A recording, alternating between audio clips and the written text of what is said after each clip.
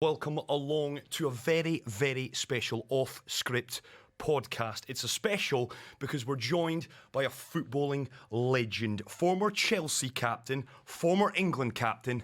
It's this man. Just feel like every time there's a set piece, there's going to be a chance. It's Terry's header, and it's in! Partey, it's in towards Terry! John Terry for Chelsea. The captain, the leader, has equalised for Chelsea. We are live on Facebook. A very good morning to you for those of you joining us from the UK. A very good afternoon for those of you joining us right here in the United Arab Emirates. And we say a very good afternoon to our very special guest. It is the captain, the legend, the leader. It's John Terry. Afternoon, guys. How are we doing? Great to have you in, John. And first and foremost, welcome to our humble abode. You were very complimentary. You're enjoying this place. Pleasure to be here. It's beautiful. I love Dubai and very impressive here. And you're here for the Dubai Fitness Challenge as well, of course. We're going to touch on that in just a moment. Dubai, it is a home away from home for you a little bit. It is actually. We first come here in 99, 2000, just me and my wife, and the kids have kind of been here since they've grown up. So we've probably been here 2-3 times a year. Very fortunate to kind of come to such a beautiful place, but it's definitely our favourite place as a family. John, you're out here with the Dubai Fitness Challenge, 30 minutes of exercise for 30 straight days. That's the initiative, and it's been very successful in the years that it's been running. Give us an idea of exactly what you're going to be doing in the next couple of days.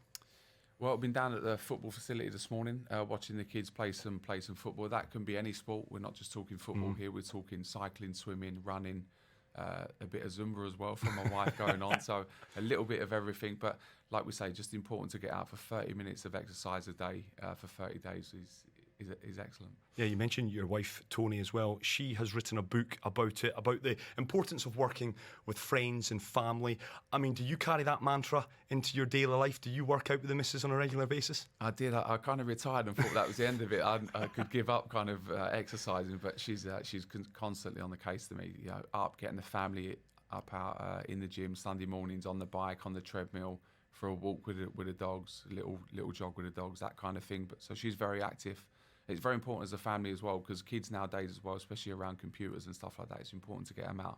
Whether that's 30, 40 minutes, an hour a day, it's very important. When you're in a routine like you had for so many years, John, and you've transitioned into coaching, obviously you're still active in football, but how tough is it to stay fit? Because you see a lot of athletes, I won't name any names, but they retire and they kind of let themselves go a little bit. But it's pretty tough, I would imagine, to keep that routine going. Yeah, it's very tough because you're probably doing as a player between 5 and 8k a day without even thinking about it. That's just on the football pitch. With gym work as well, it's probably around 10k throughout the day. So when you stop and realise that you've got to go on a 10k run just to sustain the way you're looking, it's quite difficult, and that's why you see a few players ballooning up. Now, you've not paid me to say this, but you're looking in decent nick, John. I'm not too bad. I've put on a couple of kilos, but I'm... Could you still play, you reckon? I think I could. I still get involved every now and then. If there's a little injury in training or if we're short in numbers, I get involved. Didn't you score a world-class goal the other day? You posted on your Instagram. I posted. I did. A few. I think there was a few. There was a couple, little bit of shooting at the end of training. But I still miss it, obviously. It's the best feeling ever, being a footballer. But I'm on the other side now and I'm enjoying that side of it as well. Yeah, let's talk about that. How much are you enjoying Aston Villa and working and learning off of Dean Smith, who, bit of a footballing visionary, did great work at Walsall, carried that through to Brentford, given the job of his dreams at Aston Villa. You enjoying working under him? I am, actually. He's a really good guy. And my brother used to play for him at Leyton Orient, so there's a connection there. We've known each other. Obviously, I played at Villa for 1 year as well. He's a big Villa fan and obviously done great at Brentford, so he got the opportunity. We kind of spoke and just hit it off straight away as well. So got the same mindset and the same thought process regarding football. So it works well, but I'm learning every single day of him, and it's a real pleasure to be around him. As we mentioned, you won 15 trophies during your playing career. How did getting Villa back into the Premier League as a feeling of euphoria, how did it compare to winning a trophy? Yeah, I mean, I missed out as a player, actually. We lost in the final to Fulham the year before. So to have the opportunity, firstly, to go back to the club, and then as a coach to kind of be part of that process, is completely different. You feel like you've done nothing. So when all the players are celebrating after the game, I missed it, to be honest, because I was kind of at the forefront of them celebrations and everything else. So I missed that side of it. But as a coach, we was having conversations 10 minutes after the game going, right, signings for next season. It was like, right, move on now. We're in the Premier League. What can we do to now sustain ourselves and be in the Premier League? How does that feeling change, John, from being a player winning things and a coach winning things. We've talked about it, Robbie and I, on this show, whereby, me growing up, I wanted to bypass a playing career. Not that I was much of a player, I should point out as well, John. I wanted always to be a leader of men, to pull them through battle and win trophies. The feeling, the difference in being successful as a player and a coach, is there a difference there? Oh, there's a massive difference. Is there? Yeah, there's a huge difference. As a player, you feel it's probably the same when you're injured as well. So if you're injured and miss a game, whether that would be, I missed the Champions League final. After the game, the lads I just didn't feel like not that I didn't win it. I felt part of it because I'd had a process on the build up to the final, but I just didn't feel the same as if I would have as I was playing. Is that a regret when you look back on that? Obviously, you won it. You've still got the winner's medal. Was that the toughest 90 minutes that you had to sit through because you weren't involved in the heat of the action? Yeah, a little bit, but also as well, you kind of realise the pressure. So I've obviously missed the penalty in the 2008 one against Man U. Devastated.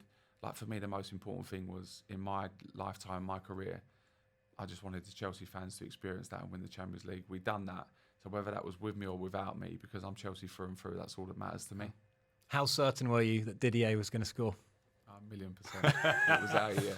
It was the most nonchalant penalty, wasn't it? It was one step and just banged it into the bottom left corner. But we're going to talk about Chelsea, of course. We've got to touch a little bit on England as well, because last night, 7-0 winners over Montenegro. 1,000th international match, and you were a big part of England for a long time.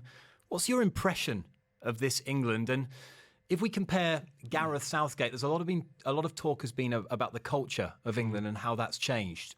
What's your impression looking into that as to how it's changed and why it's changed? Well, firstly, no Steve Holland, who's a big part of the England setup, and Gareth as well. Obviously played with Gareth at the back end of his career, mine. And just what you hear from the players and what you know of Gareth, he's doing amazing things with the group as well.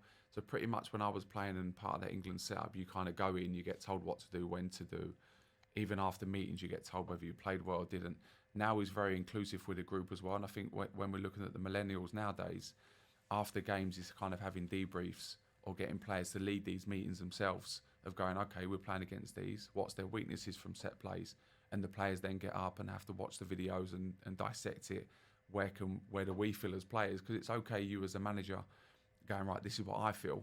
But I think as a group of players, if you're thinking something completely different to the coach, you're going to get nowhere. So he listens to them an awful lot before and after games and likes their input. So that side of it, I really like the way he's coaching and bringing them through. But just very excited as an England fan now. He was vilified, was Gareth, in some quarters this past week with his handling of the fracas between Raheem Sterling and Joe Gomez in training. Your thoughts? I mean, is it fair that some are actually criticising for what I believe, and again, I know my opinion doesn't matter in all of this, but I actually thought what he did was very un-British. It was actually quite mature to say, I'm not going to castigate Raheem Sterling. He's still part of my squad, but it's wrong to grab another player and he's banned for a match. Yeah, I mean, I would still like Raheem to be part of that game last night. It's a big occasion for him, and he's probably our best player at the moment as well. So as long as it's not a reoccurring incident with him, it's not like he's done it before or if he does it again. I think for me, we're talking about players earning fortunes nowadays. Everyone says players don't care nowadays. It's different. All they care about is the money. You've got two players playing for probably the best two teams in the world at the moment, coming in a day after the game, still caring about it. And you go, I think there's a positive to spin on that. You go, them two best players caring about their football clubs. I hope if we have a disappointing game or a result for England, they go away and I want them to have that same feeling. If they've got that, something's right. Was Gareth damned if he did and damned if he didn't? Because if he hushed it up and it had come out in the press, there would have probably been a lot of articles about maybe his weakness in handling it. Yeah, I don't think you can hush anything up in the England setup. It all gets out, the team gets out and everything. So that's very difficult. I think, listen, they're two grown-ups. Get them alongside each other with you as the manager. And I think they could have dealt with it slightly better for me. A lot of players came out in the aftermath to say, this is commonplace in football. I've done this with another player. I've done this. Give us an insight, John. You ever been in a wee tussle with a teammate or two? I've had a few square-ups, on the training pitch. But that's all it is. It's heat at the moment stuff. 2 minutes later, you're in the dressing room and you shake hands. It's completely forgotten. 1,000,000%. No carryovers the following day or an hour later. Completely forgotten. Heat of the moment stuff. It happens. And if you're involved in football, you know it happens. You were part of the England so-called golden generation. when you look back and reflect on your time at England or with England, do you have regret about how some of those major tournaments were handled and maybe the culture and how it's so different today? Yeah, probably little bits actually. And when I became England captain, I tried to change a few things with the FA and a little bit just around the camp. And for me, we had some of the best players in the world at the time playing for Man United, Liverpool, Chelsea, and all coming together. And we kind of didn't do what we should have gone on to achieve to do. And for me, that come down to, if I'm at Chelsea and we play on a Saturday and the following Saturday, you don't need to tell John Terry or Frank Lampard or Steven Gerrard or Paul Scholes how to prepare in that week. And I think when we was away with England, we was pretty much, we'd meet up on a Sunday, the game would be the Saturday or the Friday night, and you spend the whole week locked up in a hotel room. And all you're doing is thinking about the game, thinking about the game, thinking about the game. That's not a good place to be. And I try to kind of change things, make things a little bit more relaxed.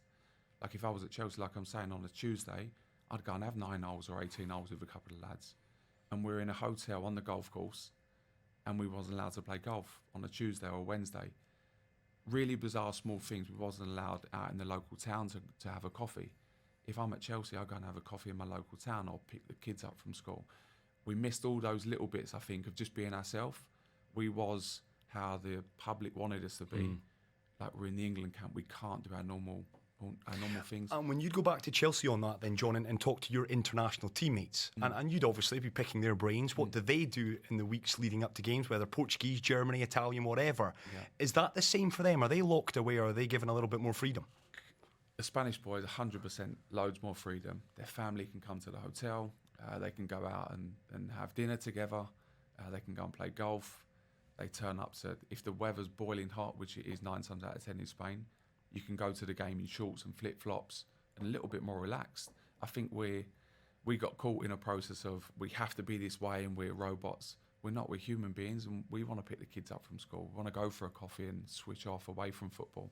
Spain was allowed to do that, we wasn't. I'm not saying that was the be-all and end-all why we didn't win anything, but I just think those little details can make a big difference. And aside from with a club, if you lose a game, you get the chance the next couple of days or the next weekend to put it right. With an international tournament that comes around every 4 years, there's a long time to wait. Yeah. And was there a sense of pressure on you to perform?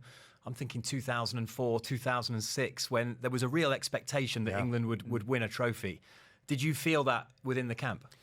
Felt the pressures, of course, because obviously you're watching the TV, you're reading the papers on a daily basis as well. I think playing at the top, you have to learn how to handle the pressure. And I think we did as players because we'd done that at club level. It just wasn't meant to be. I don't know why, whether that was formation or we tried to fit players in that maybe didn't fit the formation. I don't know, but certainly underachieved for sure. Now you're a coach, John. This is the $1 million question that all England fans want answered. How would you have gone about ensuring that Steven Gerrard and Frank Lampard can play together? I would have found a way. Because it's the one that's thrown out there. They are arguably the two best midfielders the Premier League. And before the Man United fans get in touch, Paul Scholes, Roy Keane, I know there's many that have played in the Premier League, but those two on paper, at the very least, should have been able to play together. And this perpetual kind of notion that they didn't. I mean, your take on it? We played pretty much 4-4-2 really when I was playing, and you kind of look at it now, you would have loved the Michael Carrick sitting in front of the back four and them two just in front of him, and 3 boys up top. Formations kind of move on. We did try and kind of fit him in. We had Scholesy playing left or Joe Cole playing left, wasn't their natural positions. At times Stevie was wide left. Yeah, it's a difficult one because I don't think there is an answer to it, is there?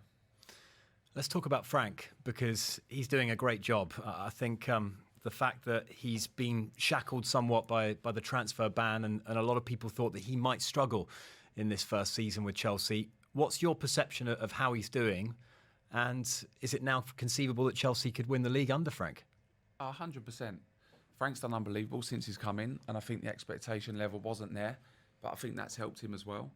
I think with the boys he had on loan at Derby last year has served him well, and they've been excellent. Mason Mount coming back, Fikayo's been excellent. Tammy scoring 26 goals, I think, for us last year at Villa, coming back full of confidence, and actually having the option not to buy players has probably helped Lamps as well. But because he understands them as well, and I done an article before the season started saying what Frank's appointment would do for that academy, because for so many years, I mean, I was the last one to really come through. You get parents. I used to have meetings with parents of an under 14 saying, listen, this is the right club for your boy. Yeah, but he's not going to get a chance in the first team. The whole football club has lifted because they know if they're good enough under Frank and Jody, they're going to get a chance at the football club. And we're seeing that, and I think it's excellent. It's what the fans want to see.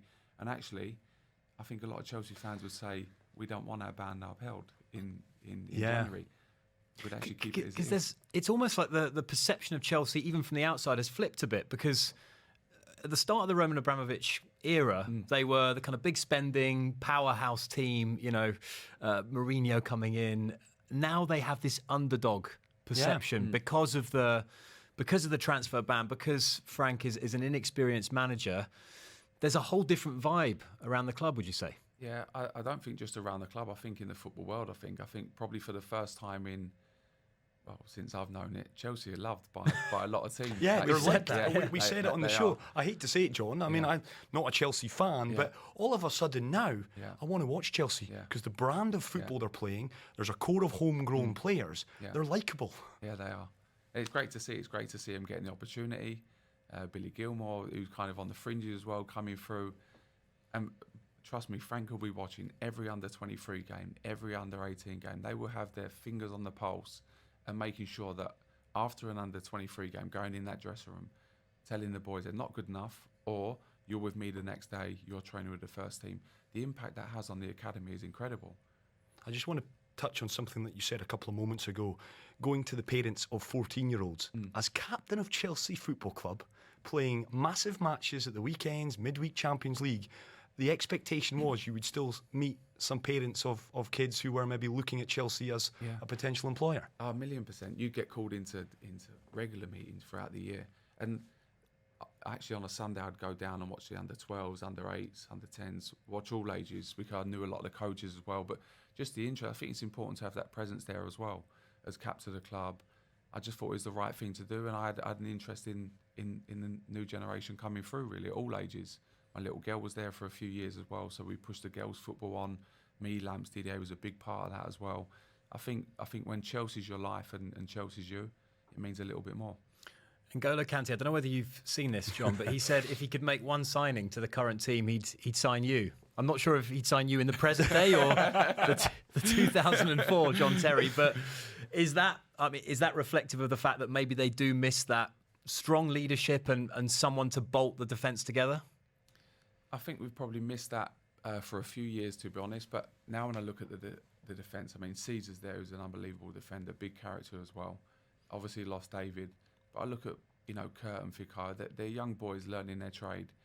I was given time without the spotlight being on me of TV cameras, match of the day, highlighting incidents and stuff like that. So it's difficult for the younger lads, but give them time, they'll be leaders. I mean, Kurt's a big character and a big leader in that dressing room as well. So give him time, I'm sure we'll see characters come out of this current squad. Might sound a strange question, but are you kind of glad that your career is over in that regard? The 24/7 news cycle now, I mean, listen, they are rewarded handsomely. I'm not going to sit here and say I feel sorry for professional footballers. They are rewarded handsomely for their craft. But the fact that the spotlight is on them with the advent of social media, does part of you kind of not kind of feel sorry for them per se, but are you glad that you weren't in the kind of the top of your career in this current churn of wanting desire to have a story on you? Yeah, probably. I probably caught the back end of it, to be honest. So I was probably a part of that the last couple of years. But yeah, I feel for him because every mistake's highlighted. I mean, we spoke about it earlier. Look at the England game last night. With the performance and the result last night should be the main headline, and it's not. It's the negative stuff. And you go, there's so many positives out there that lads are doing away from football as well. There's so many good stories there to be had, but unfortunately in our world we look for the negatives, which is disappointing. What was your policy in your playing days, to just not read the papers? I'd read them, I'd read them, then hope I see the journalist. Or, on that then, so would you say go up to them and have it out and say, give me your line of kind of thinking behind this article? Well, listen, as a player, after a game whether you've played well or not. You don't need some journalist to tell you and stuff like that. But there was a couple in my kind of time where things got a bit personal, where every week it was an article, he's finished, he needs to retire, his legs are gone. Robbie Savage done one of me, and obviously come for him publicly. But it probably went on for about a year. He had an article in the Mirror. Every week it was about me. So, I just come for him. And there are people that are making a living of, forget devil's advocate, just talking nonsense for effect, just to rile people because it's getting clicks on websites and it's getting callers into radio stations. Well, you look at the guys on Sky Sports and BT. Actually, like I say, if I've made a mistake, but tell me how I've made a mistake or how I can do better. Because these younger players coming through now, if you're going to criticise them on TV, then go into detail. So if I'm sitting at home, I want to know why he's made that mistake, then why a certain player who's a pundit sees that mistake, or what he feels, or what he would have done in that situation. Actually break it down. Don't just go, he's rubbish, he's made a mistake. Because now I'm sitting there, the other side of it, I go, well, if I'm a supporter, I don't really understand football. Make me understand it. Make me see in the eyes of the defender what you're seeing. I think if they do it constructively, I think it's okay. The accusation of today's youth is that they can't really take criticism in today's society. You started out all those years back, John. You've come through. You're now a coach. You're seeing the young players of today coming through. Is that the case? I mean, how has the outlook of youngsters coming through today changed today than it was perhaps 15, 20 years ago? Certainly very different. Yeah, you have to be very careful with what you say and who you say it to and why you say it.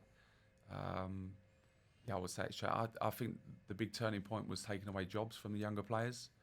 We used to clean boots, showers, toilets, all of that, have responsibilities with the first team players.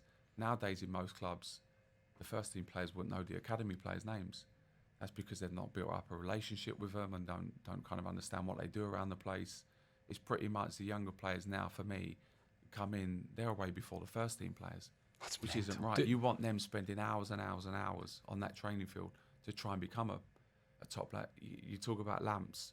Lamps would finish training, he'd do some sprints, he'd put a wet jacket on, do some sprints on the football pitch, grab a bag of balls, up he'd go at the other end of the pitch for an hour, practicing his shooting. When he's doing that, you look round, the academy guys are driving out the facility, and you'd be like, that's not right, that. You've got the guy at the top of his game doing extras, and younger players going home at 1:30, 2 o'clock. You've spoken a lot about how you idolised Marcel Desailly when you kind of came up through the ranks. Do young players today lack the respect that they had 20 years ago for the senior generation of players? I'm not sure it's lack of respect. I just think they're very confident in themselves, and rightly so, because the ability of some of the players now is phenomenal, really impressive. But there's still the basics that need to be done for me. The basics are making sure you work hard every day, be the best trainer every day, be on time. We were talking about Lamp's fine system earlier and stuff like that. It's things like that are put in place because you want to create a really good culture around the place. So in my generation, if there was a meeting, if Mourinho called a meeting at 10:30, I'd be there at 10:15 because I'd never wanted to be late under Mourinho, never. But all of a sudden, everyone's there at 10:15. If you're there at 10:20, you're seen to be late, but you're 10 minutes early. So you're just creating a culture. We'll get to Mourinho in a second, and I want real insight in the special one in just a moment. What you said there is interesting as well. You're right about the reporting of the fine system.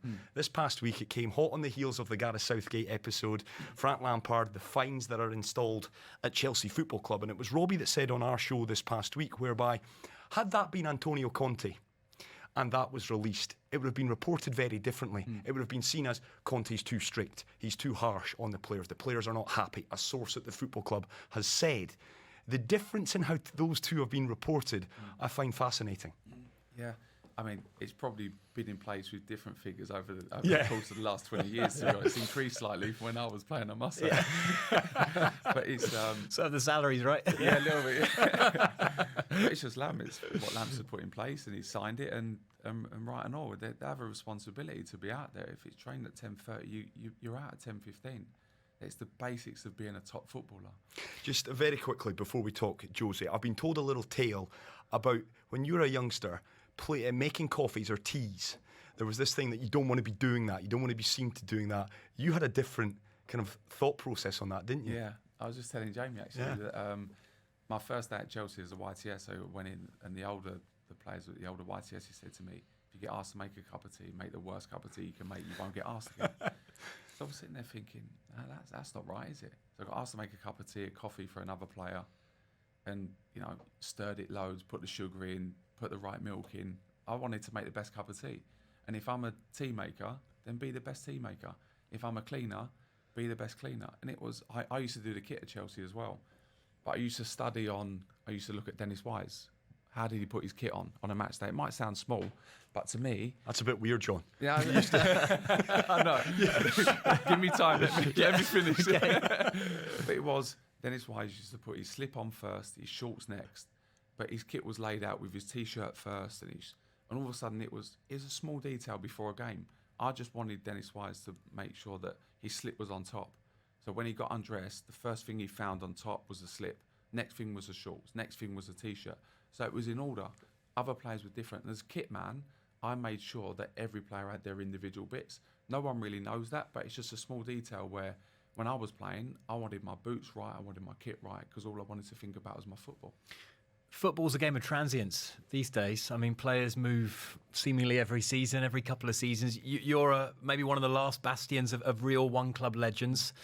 When you look at the numbers, we'll actually read them out, John. It's crazy numbers that you've accumulated. 15 trophies, 5 Premier Leagues, 5 FA Cups, 3 League Cups, Champions League, Europa League, and you played under 11 different permanent managers throughout that time, 6 of whom won trophies at the club. Yeah. How, in your words, was the club so successful throughout this kind of perpetual turmoil and revolving door of managers?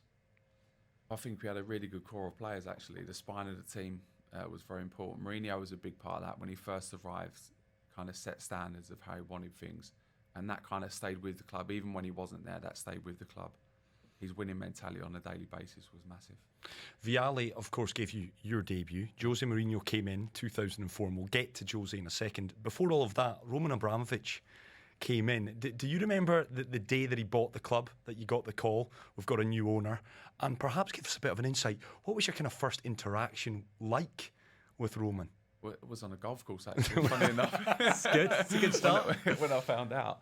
And it was just like, well, I didn't know too much about him. So, like you do, straight on Google, you start having a...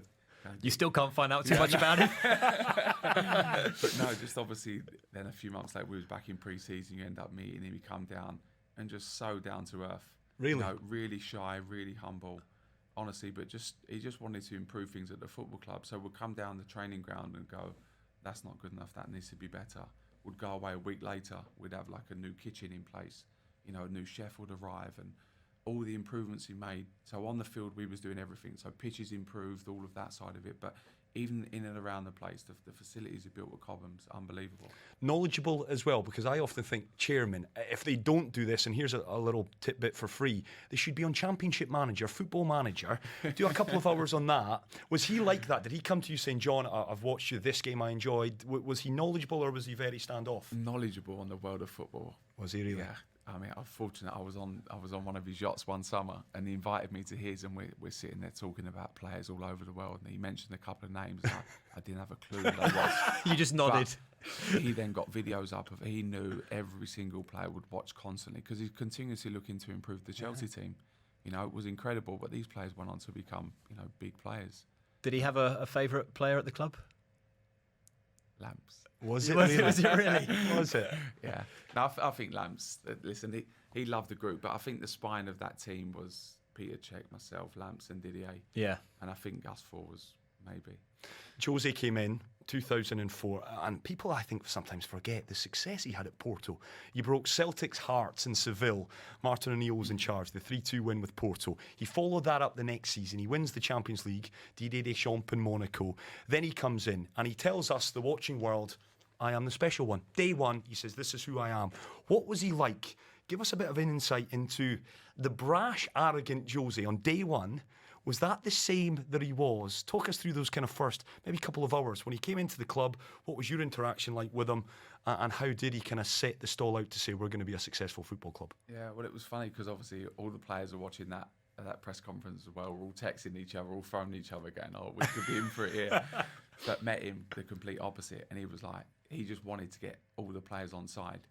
So he pulled myself and Lamps individually and then together, and then he pulled all the group together as well. Literally like a full detailed slideshow of how he wanted things, how he wanted his players to be around the place, what he expected us and what he expected from us individually and collectively that season.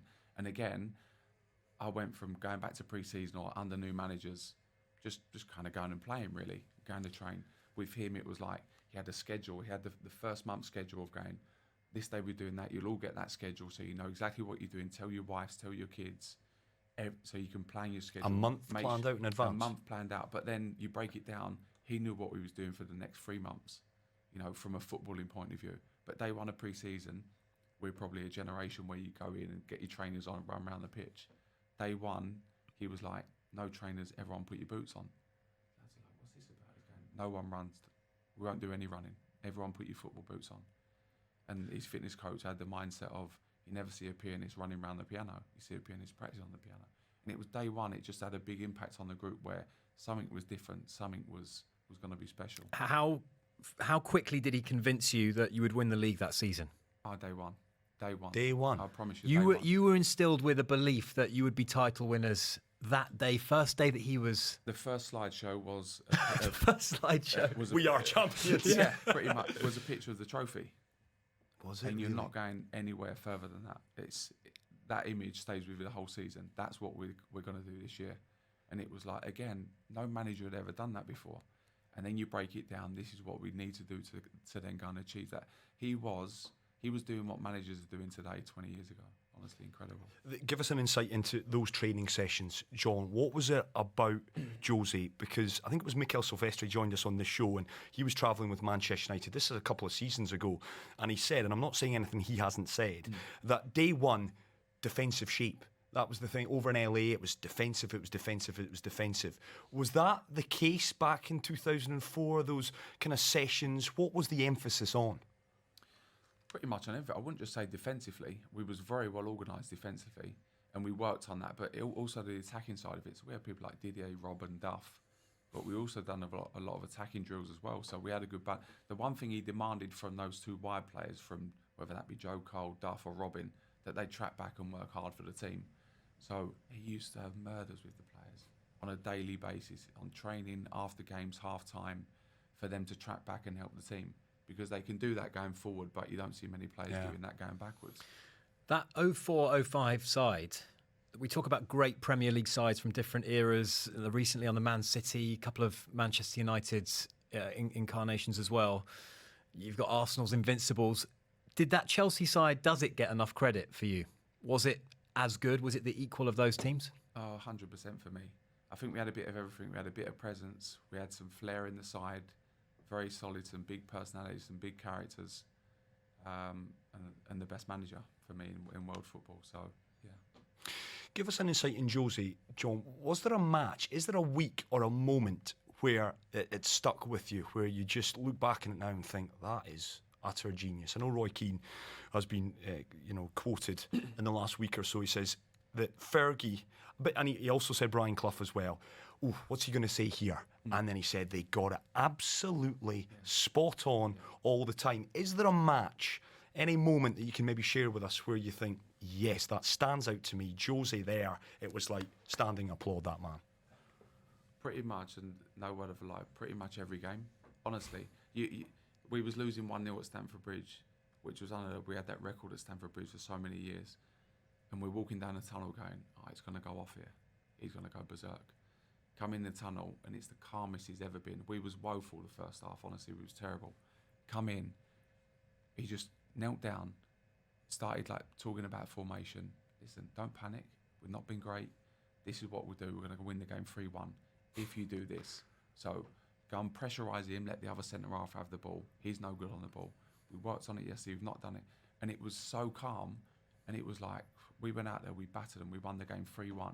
And there was just moments like that in foot where you go, he could have easily gone the other way but didn't, and just knew when to go which way and the other way, and he had it to a T. Overall, John, was he more likely to go the hairdryer teacup route, or was it that calm exterior? What if you had to kind of push? He would go more hairdryer stuff. He would, yeah, for sure. But he also had the other bit, because I think if you're like that all the time, you can't then go to the other place. If you fluctuate between the two, I think it's a good place to be, and he had it. What was it like when he returned to the club? I think 6 years after he left his first spell, he came back in 2013.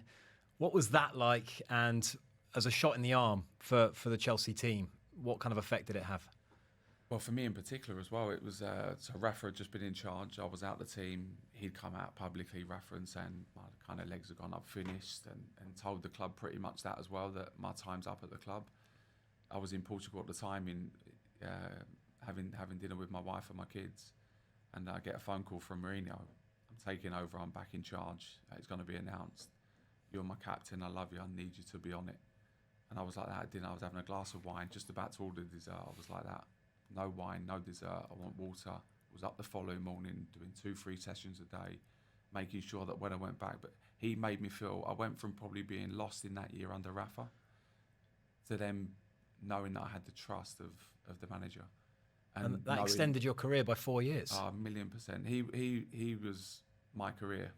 I owe him so much, honestly. What he done for me personally, give me the kind of authorization to kind of lead the way I wanted to lead on the pitch, and replicated the way he was in the dressing room and around the place. It was excellent for me. And he would be texting you random times. You'd be out shopping with the missus or sat in the bath or whatever else you were doing, and you get a text from him. You'd be sitting there watching TV going, oh, you're watching this, it's brilliant. It might be a comedy sketch on TV or something. You'd be like, yeah, brilliant. But you're having kind of a two-way conversation, and you go back, and then it just stops. That's it. And you go, he's not replied. What have I done? Go in the following morning, he don't speak to you. And you're like, oh, did I upset him? Or so you check your messages again, and then you come in the next day, puts his arm around you. How was last night? How's Tony and the kids? All good. How's their football? Come and sit with you at breakfast. 2 days later, he won't acknowledge you. Honestly, incredible. But again, what he done as an individual, going, I need to go and impress him every single day. And he just knew how to press my buttons, Lamps' buttons. And I think what he had with that is knowing that if he'd done that with me, Lamps, Didier, Peter Cech, Ash, Michael Ballack, Michael Essien, the big character, if he'd done that with us and we was out every single day, the other players who wasn't playing every week, they had one place to go, and that was to match our standards on a daily basis. And they had to do that, which then, you drive and push people on.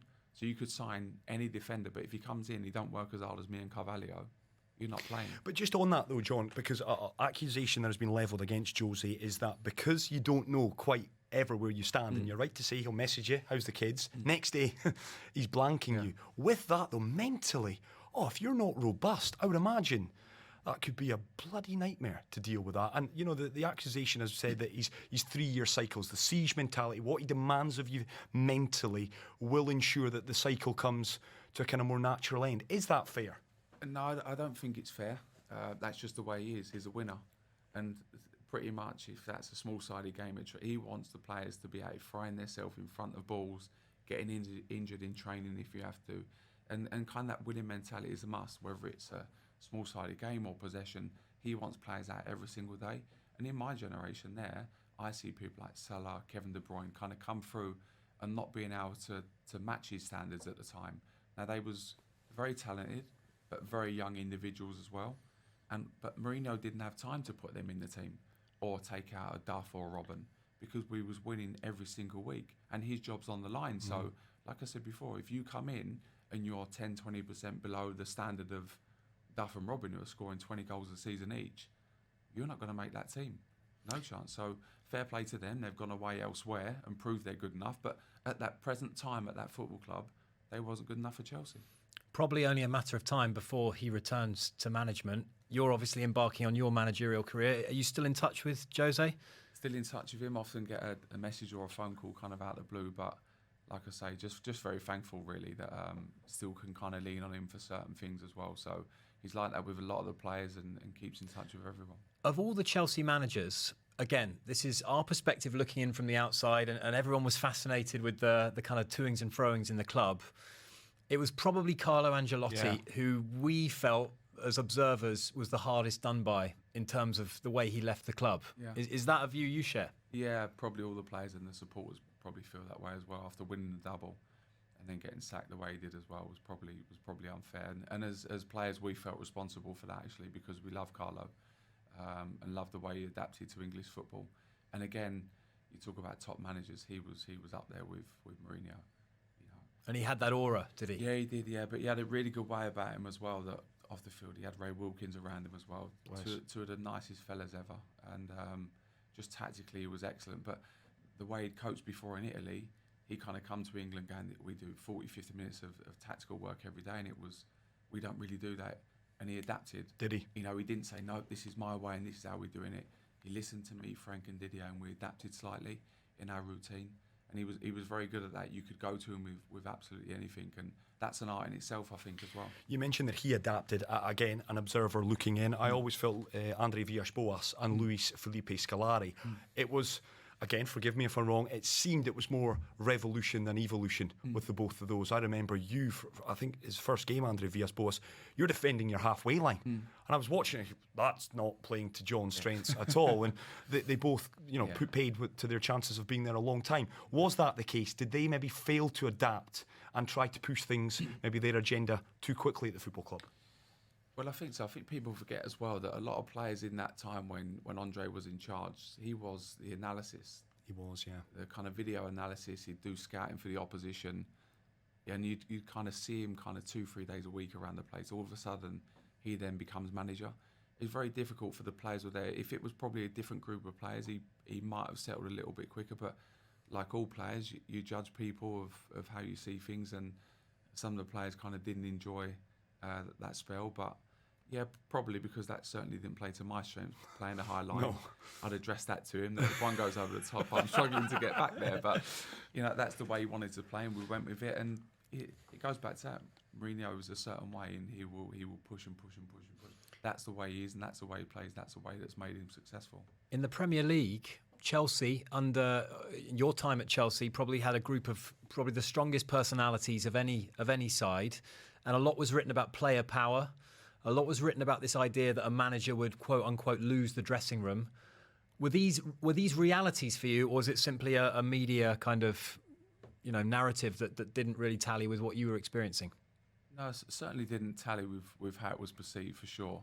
We had big characters, undoubtedly. But I think within that group as well, we was fair and honest with each other. So before you kind of went complaining to it, we would be very harsh on each other as well. So before you start pointing the finger at managers, it was pretty much look at yourself and have a look at your teammates and how can we get better to improve things. And like I say, under Carlo, we felt responsible as players that we didn't probably achieve what we should have done after that very good season. So as players, you take responsibility. We never kind of shied away from that as a group.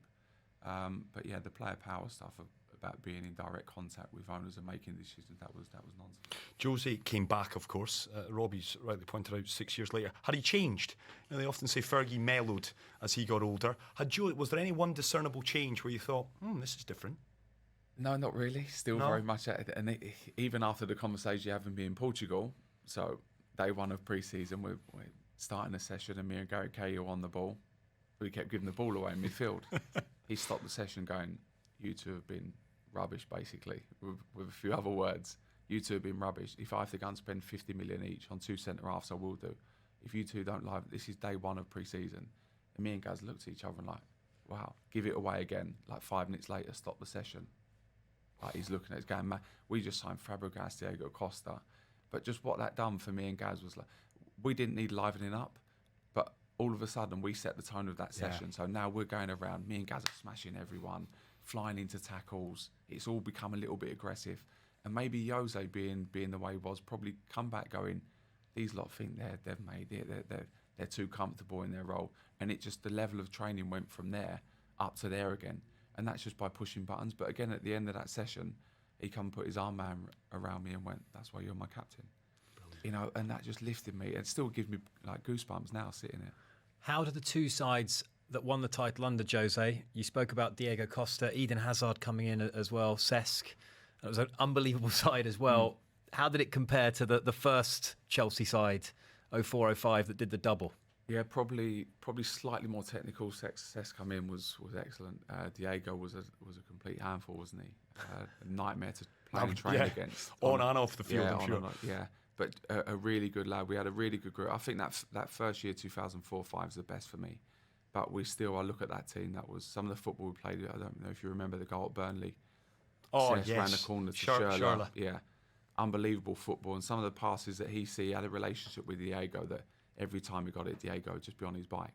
And when you're in training, you pretty much know what's coming. So the ball from Cesc is coming without looking around the corner. You still can't stop it.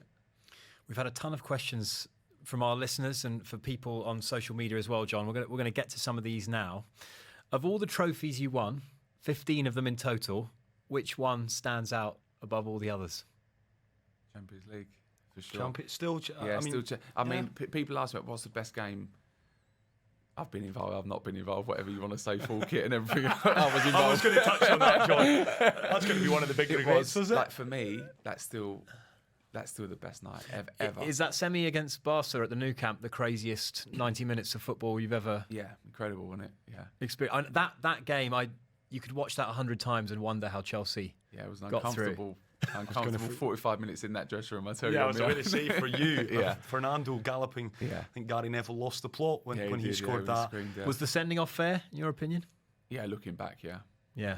It was just so caught up in the moment of pressure that they were imposing. I don't know if people remember that the home game, he actually coming into the game, he had a dead leg, I think, on the game before that, and he was doubtful for that game.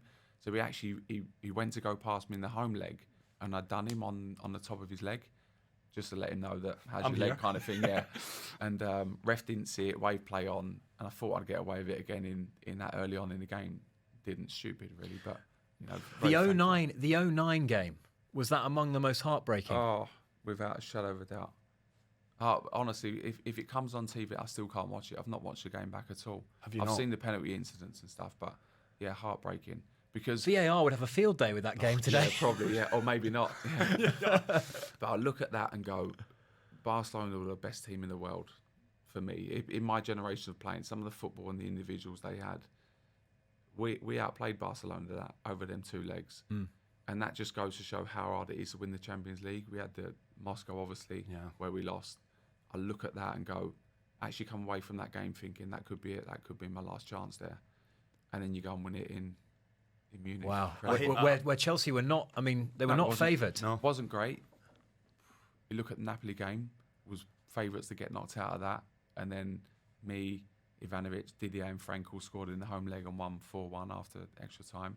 Just it was meant to be. So you need an awful lot of luck along the way and then big comps. I hate to do this to you, John. 2008, when you look back on that night, how did you reconcile with it? Do you still play it back? This will chime with a lot of people. Whenever we've made a mistake on air or anything that I've done, I cringe. I'm like, oh, and I replay it back. Do you do that, or do you compartmentalize it in a different way? No, I completely think about it all the time. It still wakes me up of a night. I wake up randomly, weekly, I'd say, kind of bang, it's there, like 3 in the morning, 4 in the morning.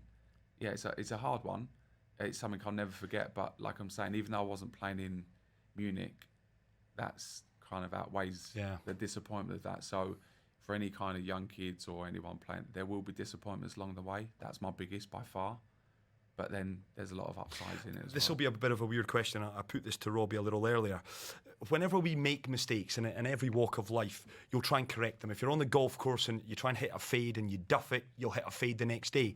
First day back at pre-season, did you put that ball on the penalty spot and stick it in the corner where you were planning to go? No, I didn't. It's a bizarre one because people will forget 3 days later we played at Wembley against America. We won the game 1-0. I scored from a header from the edge of the box. And after the game, honestly, I just burst into tears going, I would have swapped that goal for that. How can I score from there and not there with my head and blah, blah. So it goes for it. Still, honestly, still makes me emotional today.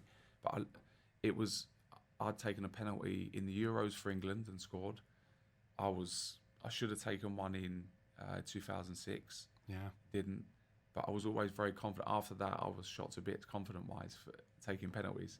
So you talk about Lamps and then 4 players having that responsibility, and that's a big pressure to Did you insist on being number 5? No, Kalou was supposed to be number 5, so I was always number 6 and Elka number 7. So Kalou was there, and for some reason or not, he, I still don't know why. We all kind of looking along, and it's like, if no one else is going, then I'll go. So Kalou didn't step forward? No, but he was probably one of the best penalty takers. It wasn't that he didn't want to. He didn't want to step forward because I was there, and so it was. Listen, like I said before, it wasn't meant to be. It's part of my journey. Yeah. It's the biggest disappointment. Honestly, I can't even go into detail how bad and how much it affected me, and still does. But that Munich surpasses that by far. And in terms of the best player from your first Premier League title in 2005 to your last one in 2007. Who was the best player, present company excluded, who ever put on a Chelsea shirt? Lamps. Was it really? Yeah, without a doubt, honestly. There's been some exceptions. Like, if you look technically and everything, Eden's probably that one who's above everyone else. The ability he had was phenomenal. But when I look at Frank go on a yearly basis, on a daily basis, he was the best trainer. I tried to be the best trainer, and I gave my everything. Lamps would always run further than you, would work harder than you, but he was always my go-to as a player.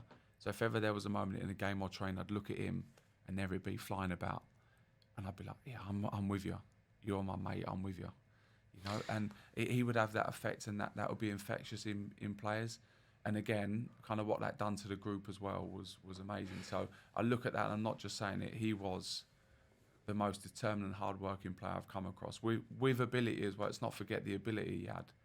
Yeah, we've had Harry Redknapp sat on that very chair, of course, the uncle of Frank, and he talks about Frank's father being exactly the same, that he was always accused of being slow, and he said he'd have the cones out and he'd be out, rain or shine, working on getting his speed up, and he did tell us a story when he was at West Ham where Frank was at the far end, and he phoned security. Someone's jumped over the fence, and he saw these two security guards running out, and it was Frank. Sleet was coming down, and there was Frank just working on his game. I mean, that appetite to be the very best, I mean, that is an absolute credit to himself. And I guess that's for any youngster to be the best. You've got to put in the yards. A great credit and example to every young player, as you're saying as well. And we had it, so after training, he would do his shooting, but take a bag of balls. And it was like, it wasn't going to shoot and try and put it in the top corner. Lamps was like game mode, game mentality, game speed.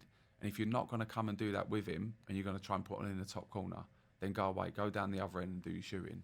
Same with his acceleration drills as well. He'd do it, and players would come there and go, "What are you doing?" If there wasn't up to his standard, he'd send them away. This is the standard. But even after games, Lamps used to have conversations with his dad on the phone. He just scored 2 goals, and you hear his dad go, "You should have scored 3." And then them two have an argument. "Yeah, but I tried." But they must have just pushed each other constantly. You know, it's incredible. And now where he is today. The hardest player to defend against in your entire career? Or the opponent you found the hardest? In the Premier League, Henry for me. Really? Yeah. Overall, I think I look at Ronaldinho and Messi being the two that really stand out for me. But on a weekly basis, Henry. Why Henry? Just his pace was frightening. But also on the back of that, he had everything. Could score with his right foot, left foot header, his movement. You know, you couldn't give him an ounce. You know, you'd try and be physical against him. He'd be physical back. He'd knock it past you, try and run around the outside of it. He could do absolutely everything. And he was probably the most fearful that I know. I was never really worried going. He always got nervous, but never worried. He was one player that worried me. A couple of strikers who failed to really kind of set Stamford Bridge alight. Andrei Shevchenko, a lot of kind of fanfare. I mean, for what he did at AC Milan when he arrived. Fernando Torres, perhaps a little harsh. He did go on and win the Champions League, of course. But those two, why didn't they just quite click at Chelsea, John? I'm not too sure. They didn't really hit the ground running when they arrived.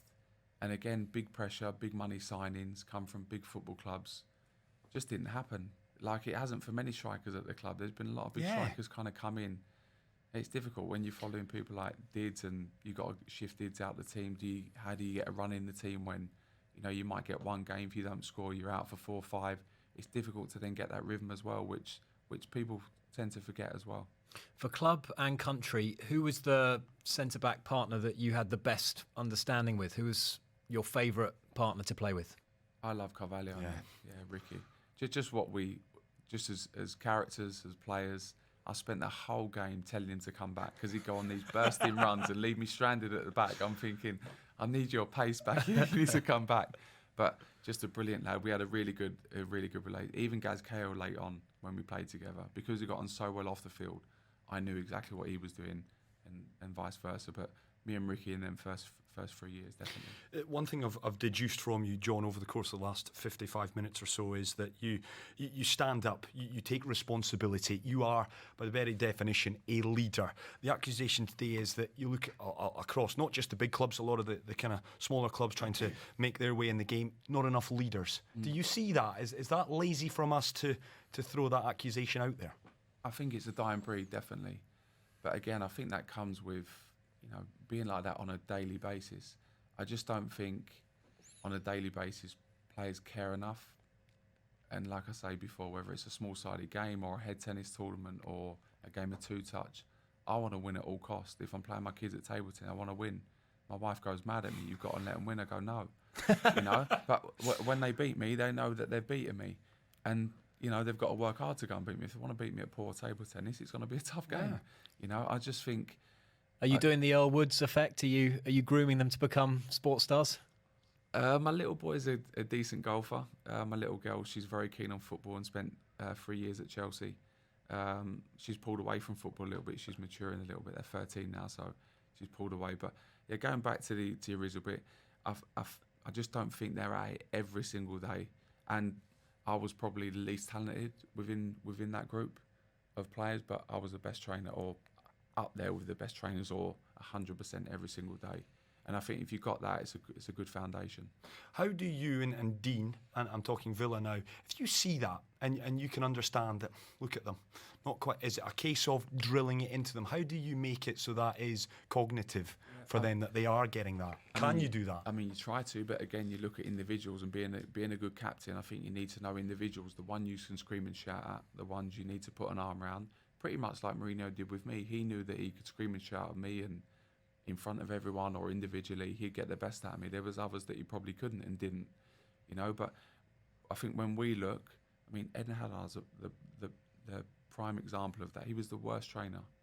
Was he really? Would have his laces undone, really relaxed, didn't want to get injured during the week, didn't want to push, but give him the ball and he'll come alive. So if he's on your team, you have to sacrifice, you probably have to work a little bit harder, but going forward, he's going to produce you 20, 25 goals a season. And in the games as players, you accept that because he was so good. With him and Mourinho would have discussions on a daily basis. You need to work hard, and he'd go, boss, give me the ball Saturday, I'll score 3 goals. That's his answer, but he can back it up the weekend as well. So if you're a manager, you've got someone like him that doesn't need to be out every single day, then you need to find that balance, don't you? We're into the final 5 minutes in conversation with John Terry. Questions still pouring in for you, John. And I'm conscious we'll probably try and rattle through as many as we possibly can. I've got to do this. I'm a proud Scot. John McGinn. He's the future of Scottish football, is he not? Unbelievable, John McGinn. He's a player, isn't he? It's a shame they've not got a few more. Yeah. I wish he was English. Should be able to clone him. He's a player. Honestly, he's been incredible. It's been he's one of them that you love to coach and work with, because he's brilliant in team meetings. He's pretty much old school, where if he's made a mistake in a team meeting, before the meeting starts, he'll be like, sorry lads, that's me, put his hand up, and he's just got a really good way about him. But unbelievable player. I mean, people talk about his physical status and the way he gets about the park, but technically, superb. Great strike, both feet, can score with both feet, headers. He's been vital for us this year. James, one of our listeners, is asking, what's the most intimidating away ground in European and international football that you've played in? Probably Anfield. I think a few big occasions there, and the Champions League nights. Did it cross the line, John? Can't believe you even asked that. Definitely not. Anfield, though. I mean, I've had the pleasure of Anfield. It is. Yeah, it's goosebumps. You have to respect. I mean, their fans are incredible, aren't they? I took a lot of stick there personally over the years, well, but you you do respect what they are as a football club and the way they get behind their team. Is this their year? I think it has to be. I think the result of the weekend pretty much cemented that. I think it was a penalty early on for Man City, but are they? And this is, I appreciate we compare and contrast eras and teams, but are what Liverpool and City? What was it? City won their last 14 last season. Liverpool 13. Liverpool have carried that on to this campaign. 11 wins and a draw from their 12. Have they raised the bar now to levels that we haven't seen in English football? Yeah, I think they've both done that. Yeah, and I think when you got two teams doing that, we had that with Man United constantly when Mourinho first arrived. Knowing that you had to win, you couldn't drop points. If you're that one team, you can maybe afford to slip up. You're a little bit relaxed. Where the both of them are pushing each other, I think it's great for English football. But two great managers, two really, really good teams with superb individuals. And I want to ask about Brendan Rodgers. I'm his biggest fan. I'm sorting out a fan club over in this part of the way, because the amount of arguments I've had with Liverpool fans who, it was Suarez, it was nonsense. It was he that gave Raheem Sterling at 17 the chance. And I always remember the performance, the first half performance against Liverpool at Anfield. They steamrolled them, so they did. How good's Brendan? And is he Leicester, not being disrespectful to Leicester, a big club and they're going places, but is he destined for another big job? Yeah, 100%. You know, he's doing great at Leicester. I'm sure he's got targets to go and achieve at Leicester. But a little insight, when Mourinho was in charge, Brendan would be youth team manager at the time. He used to constantly come across, would speak Spanish and Portuguese, very fluent, would come in and have a really good rapport with the players. But Mourinho would let him in and kind of let him observe and get him really involved. But even a spell, I wasn't scoring. I felt being a defender was a big part of my game as well. I think I hadn't scored in nine games, which seems bizarre. But Brendan pulled me, and it probably wasn't having my best games either. Pulled me. He had a video for me, a 3-minute video. I was a first team player. He was youth team manager. He pulled me, went, come into the office. He was like, I've seen you around the place. And, you know, he said, who motivates the motivator? He said, this is what I'm here for. Have a look at this. All my goals that I'd scored throughout my Chelsea career, tackles, blocks, he's going, don't you ever forget how good you are. And you know what? He just was like, wow, that's powerful, that. And funny enough, I scored the next game and kind of dedicated it to him. But little details like that, you go back in 2004, 5, we're talking 20 years ago. It's like, that's impressive from him. But he was excellent. You've spoken about kind of a lot of this conversation is centered on man management and how you deal with players and how you lead players. How important is philosophy, overarching football philosophy? Have you got one of your own? And you look at Guardiola, you look at Jurgen Klopp and the kind of high press and the high energy that Liverpool play with. It seems like in the modern day, a manager has to come with a kind of brand of playing football. Yeah, I think as well, if you're a young manager going to speak to an owner as well, I think they'd be wanting that presentation. It's kind of all moved on, so you have to be really prepared as well, which I am. I've got my own style of how I want to play, but as well individually as well. You look at Liverpool. So we played Liverpool a couple of weeks ago, and their front three are pressing. We clip it into our fullback over Sané's head. I think it was in about the 8th minute. If you get a chance, have a look at the way he turns and sprints and gets on the toes of our fullback. And you're talking. Sterling's the same as well at Man City. You're talking about the players at the top of their game, working their socks off for their team, knowing what role they play defensively and offensively.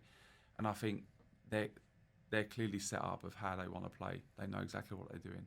And I think that's vital as well. I think everyone gets obsessed with want to play out from the back. There's still nothing wrong with a 50-yard ball into the striker and bypassing 7 players and then playing from there. This is added on time, John, and I promise I'm going to wrap this up in the next minute or two. The phone, does it ring from chairmen that say, John, you fancy a gig here? Not yet. I'm happy. I've just signed a new contract at Villa, so I'm happy. I'm really glad what I've done, actually, of coming, learning under someone like Dean. And he's such a big club in Aston Villa, and we're back in the Premier League. So for me, when the time's right, clearly I want to be a manager. Villa know that, and Dean knows that as well. But honestly, I'm thoroughly enjoying learning and watching and seeing how he works on a daily basis. But at the same time, having conversations with Brendan, I'm planning to go to the training ground to watch them. He let you?